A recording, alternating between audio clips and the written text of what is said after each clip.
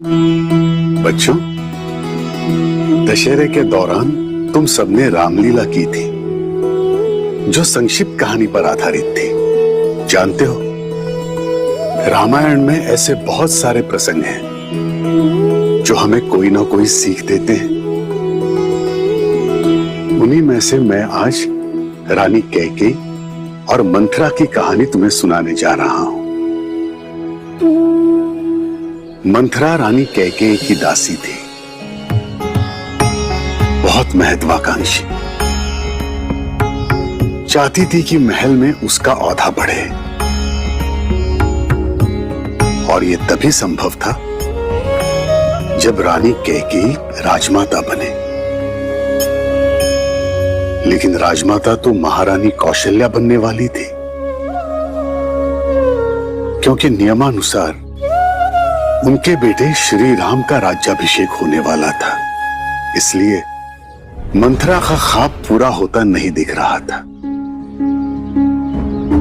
और इसलिए उसने रानी कैकेयी को राम के खिलाफ भड़काना शुरू कर दिया। पहले तो रानी कैकेयी नहीं मानी, लेकिन जब एक ही बात बार बार दोहराई जाए तब असर दिखाने लगती है। रानी कैकेयी पर भी मंथरा की बातों का असर होने लगा। उन्हें अपना और अपने बेटे भरत का भविष्य असुरक्षित नजर आने लगा। उन्होंने महाराजा दशरथ से उन 2 वचनों को पूरा करने के लिए कहा जो उन्होंने कभी भी मांगने के लिए कहा था। रानी कैकेयी ने मांगा कि श्री राम को 14 साल के लिए वनवास मिले और उनका बेटा भरत अयोध्या का राजा बने। बच्चों, अब ये बताओ, इस कहानी में गलती किसकी थी? मंथरा की।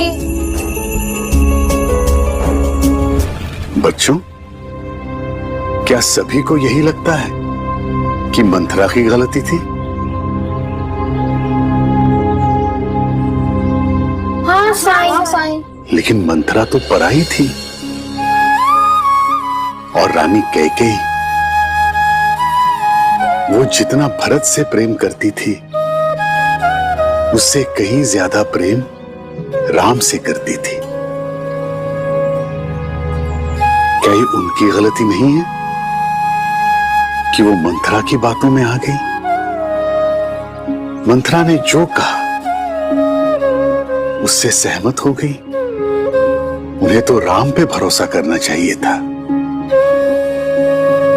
जो उनकी गोद में खेलकर बड़े हुए थे। इसीलिए हमेशा कहता हूं,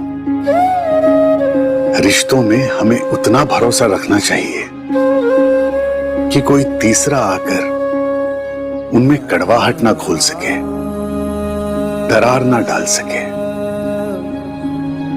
दुनिया चाहे लाख उकसाए, हमें अपना विश्वास सच्चे और अच्छे लोगों पर बनाए रखना चाहिए। हमारी एकता और एकजुटता के बीच किसी तीसरे को नहीं आने देना चाहिए। आप सही कह रहे हैं साईं, हम समझ गए।